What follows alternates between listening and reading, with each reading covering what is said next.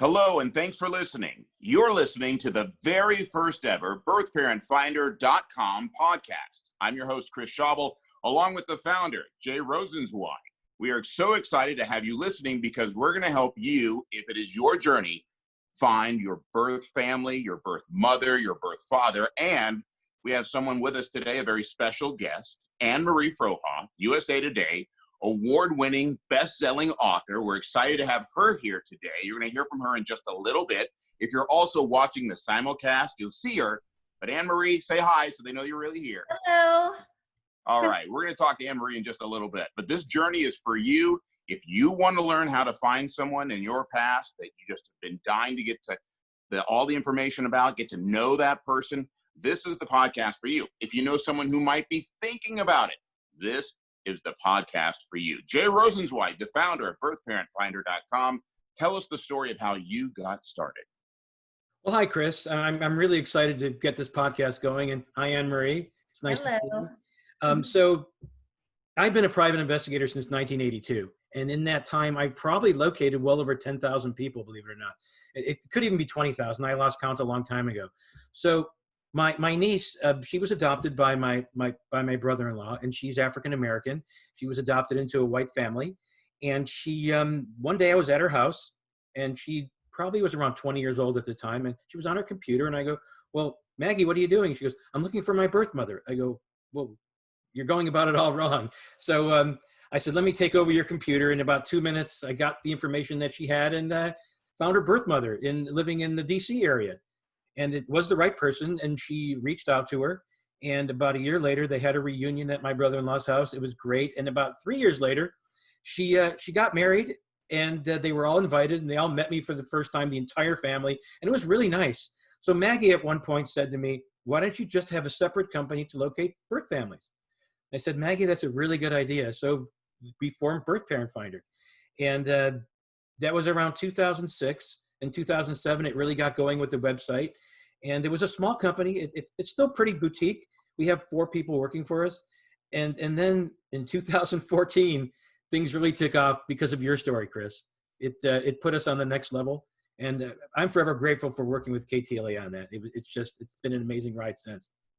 And for those of you who don't understand what Jay's talking about, I'll make it quick. I'm a news anchor in Los Angeles. Jay helped me find my biological parents, or at least the families for both sides, about 6 years ago. It was magical. It was special. Unfortunately, my biological father had passed away, but I made great friendships with the children of his side of the family, my stepbrothers. And then on the other side of the family, I did meet my mom, Virginia Robinson.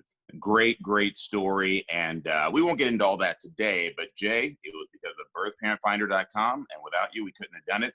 Walk us through the steps. If someone's wondering, hey, is this the right way for me to go about finding my birth family? Walk us through the steps. What's it going to take? Well, the first thing is that I always say, are they in the right place to find your birth family? We obviously knew you were at the time. So it all depends where you were born. Let's say you were born in California. And I know our guest, I believe she was born in California. And we'll get into that later. But let's say you were born in California and you have zero information about your birth family, nothing. You don't know your birth last name. You don't know your medical information. All you know is that you were born in Los Angeles County in 1970, and that's it. So what I tell my clients to do is, 1, always take a test with Ancestry DNA. Take a DNA test from Ancestry.com. We prefer Ancestry over the other companies because more people test with Ancestry than any other company. So your odds of finding some family are much better with that company. And they also have a system where you can put family trees together. On the other sites, you can't really do that. So I have several genetic genealogists that work with me who help put the trees together. And sometimes they spend 50 and 60 hours putting those trees together. It's a lot of work. Let's go ahead and get to our guest today. Anne-Marie Frohoff, USA Today best-selling author. You specialize in young adult fiction, but right now, Jay is specializing in your journey. First of all, tell us how you came to find birthparentfinder.com and Jay Rosenzweig. Hi, Anne-Marie. Hi. Thanks for having me. Ironically enough, the reason I found him was through your story on the news. Oh, that's wonderful. That's No, what it's really, all about, really. right? So this was several years ago, and I had just started writing this story and plotting a new book out, and part of my character's journey was searching for her birth mother. And lo and behold, your story came up, and so I just thought, oh my God, the universe is talking to me, and I gotta do this. And so I contacted Jay, and then I started getting kind of feeling weird and guilty because I have really great parents, and my dad was still alive at the time, and I just kind of felt a little guilty. And so then I put it on hold and just kind of rewrote the story and then fast forward, I'm here and I'm almost done with the first draft, and I'm like, and then COVID hits. And when COVID hit, I don't know, it's such a cliche to say, oh, your life flashes before your eyes, but it's like when you're older, and now that my dad had passed away 2 years ago, and you have your children, and I was like sitting in between my four walls after I've organized my entire house to every last piece of paper. And I'm thinking to myself, where do I come from? And, that was always a curiosity, a fleeting curiosity for me throughout my life. And then I just said, you know what, I think it's time. And so then I called Jay, and it just took everything creatively for me to another level, because when you're writing and being creative, you think it's about research, but I mean, just the emotion, that raw emotion that comes with something like this, because, here I go getting emotional, but it's just really, really finding out where you've come from, like I felt like, because it's interesting, I wrote a blog post of how I felt like I had no home anymore after my dad passed away, because my mom passed away when I was 21, and then my dad passed away, and I felt like I was floating, like I didn't belong anywhere. I didn't have any family anymore other than my husband's side of the family and my daughter. And I'm just thinking to myself, there has to be more out there for me. Maybe I have brothers and sisters, and so I really, really lit a fire under my butt to start the search. And then I contacted Jay. All right, Jay, take us back. She contacts you. How do you find, and we'll cut to the chase. If you're listening, he does find mom, but how he finds mom, let's find that out. Go ahead, Jay. So I'm looking over your file, which is now closed, sort of. I'll get into that in a little bit. So you mind if I say how old your mother was at the time? Is it okay? Yeah, well, that's okay with me. This is a touchy one, because her mother was 14 years old at the time. And we've had so many cases where sometimes the mother doesn't recall. She puts it out of her mind. It's very touchy. And for me to reach out to them and go over it's just really difficult. So Anne-Marie had, according to this, you had zero information, nothing, Zero. Not one thing. So we used the birth index, and so it was California. She was born. Right. She was born in California, Los Angeles County, 1971. Gotcha. If that's okay, if I say that. Yes, fine. So the birth index, which is pretty easy to use, like I said, we got the birth father's last name, Gonzalez. That really doesn't help, right? That's a common name. And then her birth mother's last name was Moore, Moore, which is common name. But where do you go from there with nothing information? Moore was 14 years old. So we go to the Ancestry DNA results, and we look at, I know you spoke to a couple of your cousins, and you ask them, when I work with her on that, we reach out together, and one of the cousins says, Moore, I have several relatives with that last name. So I contacted, I'm not going to mention the person's first name, a woman, could have been the birth mother, maybe not. She probably wasn't 14 at the time. I contacted this woman who was the birth mother's sister. She was a little older. Birth mother's sister was really taken back and had no idea that her younger sister gave birth. None whatsoever. None. Wow. And it was just, she actually reached out and talked to her sister, and her sister was kind of silent and just really didn't get into it. And I said, look, I'm going to reach out to your sister. I'm going to message her. I actually had her cell phone number. I started texting her. The sister really didn't want to get involved because it was a touchy situation. Like I said, the sister didn't know. So I sent her messages, this is who my client is. She's not looking to interrupt anyone's life. And by the way, the birth mother, it doesn't appear she ever got married or had kids. Is that correct, Ann? Yes, that's correct. And that's another thing. If they're married and have kids, you don't want to reach out to their family before you talk to them, because that'll ruin the whole thing. That'll mess up everything. So in this case, we didn't have that problem. So I messaged her. I left voicemail messages for her. I got nothing. So I think it might have been 2 weeks later.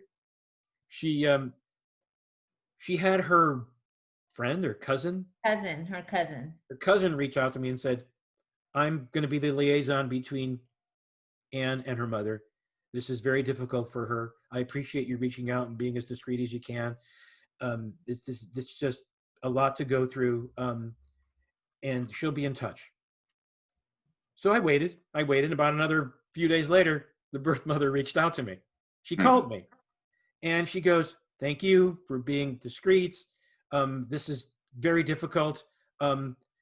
Didn't she threaten me before that phone call? And you know what? I don't take anything personal. It's not about me. Wait. She threatened you? Like the first time you reached out? Was it a letter? Was it through someone else? No, she actually left me a message saying that she would call the authorities and then contact the police, whoever. You know what? I've had that before. And I said, I wish you would contact anyone you wish, and they'll vet me. They'll know that this is legitimate. Everything's fine. And then she reached back to me and said, and I'm going to quote you. I write down these quotes. She said, this brings up so much that was not expected to be revisited. Yeah. That's what she said. And she says, I've read everything about her. I saw your messages. I've been to her website. She seems like an amazing person, like you said. And this is not about her. It's about me. And I will reach out to her very soon. Was that a week and a half ago? Yeah, it was about 2 weeks now. It's been about 2 weeks now. So, and go ahead, Chris. Well, real quick, Anne Marie, anything? Well, I actually did end up talking to my cousin, and he was like the immediate mediator between us. So this is a birth cousin. This is a biological relative. Yes, this is my biological relative. This is her uncle's son. Got it. So he reached out to me, and Jay told me that he was going to call. Jay gave him my information, and he called right away, actually. And while he was talking to me and getting to know me, he was texting my birth mother. Gotcha. And so that made me feel a little bit more hopeful, because she was obviously curious, enough to be involved in live, like in real time. And so in the middle of all the questions and talk, he goes, I have to cut you off. He goes, or I'm sorry to cut you off, but you sound just like her. Oh, wow. Wow. Really such a trip. And then he also said some other things that made me laugh too. And when I told my daughter, she's like, oh, see, that's exactly the way you are. My daughter has gotten a real kick out of this. The first time that I told her what was happening, and we found out where she lived, it isn't too far from where I live. It's we could drive there in relatively few hours. My kid was like, oh my God, I'm going to get in my car. I'm going to drive there and knock on the door and say, hi, Grandma. Oh, wow. Right? I can't do that. Nope. But she's hopeful and excited and hopes, that something comes out of this. But to be honest, I never, I've had all these years to think about it. And so, I never really romanticized it because I didn't want to get too excited about the potential, because I know it's very, very emotional. I mean, for me, again, I've had many, many years to work up to this and have those emotions and work through the emotions. And then all of a sudden, for my birth mother to get blind, it's getting blindsided. Basically. Right. You think life is going one way, and all of a sudden it's old things are new again. Oh yeah. And then depending on how I came about too. So there's all these sensitive things that you just have to be aware of, what your birth family has been right through. Do you know the answer to that question? And let's get it out there. My understanding is the male involved was older, not a minor like your mom at the time. Do we know if it was, something, No. yeah, was it a sexual assault or? I don't know that yet, and I didn't want to ask. Well, my cousin that I talked to that day, that has contact with her, he had no idea either.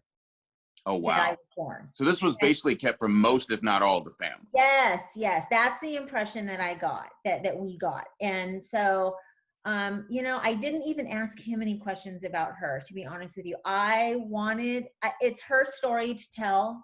And right. I don't want to put any pressure on her because, she's young and, younger than most parents, and that have a nearly 50-year-old child, Right. So it's like, I'm hoping, in the near future that she will, invite me in, and I have an idea of maybe reaching out to her. Because, being on the phone is a little bit too, you can be put on the spot. So I'm thinking, maybe I'll send an email to her. I'm going to call my cousin and talk to him about maybe the best way to try to introduce myself, if he thinks that's a good idea, or if maybe she's just, the last thing I want to do for me is ruin someone's life. Jay, how much more can you do for Anne-Marie at this point? And then how many other Anne-Marie Frohoffs are there out there right now, probably listening, going, maybe it's time?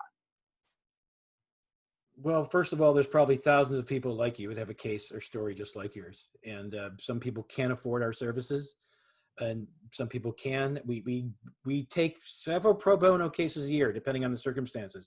For you, what would you say if you were to sum up the journey so far to someone out there who was like, I just don't know, I wonder if I should? Based on your experience, what would you tell that person? Oh gosh. Well, I say go for it. I mean, I think that if you're comfortable with yourself and where you're at in life, and there's all these unanswered questions, and if you're just kind of feeling like, if it keeps, it's like, I compared it to shopping. If you keep thinking about that handbag, maybe you need to go buy the handbag. If you keep thinking about it. And that's how I felt about this. I keep thinking about it. I felt more strongly about it. It wasn't that fleeting curiosity anymore. It was a constant, I think I'm ready to do this. I think I'm ready to do this. And then I just finally built up the courage to send the email to Jay saying I'm ready to do this.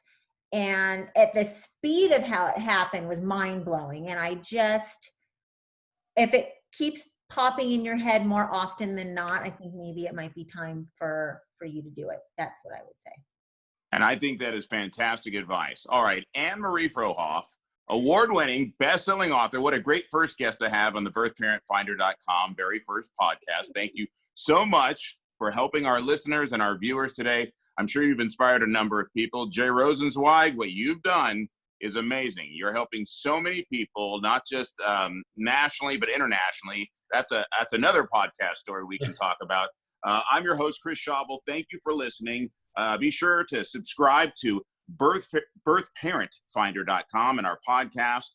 We thank you for listening, because without your support, we couldn't be helping all these individuals out there. So again, birthparentfinder.com, and take care.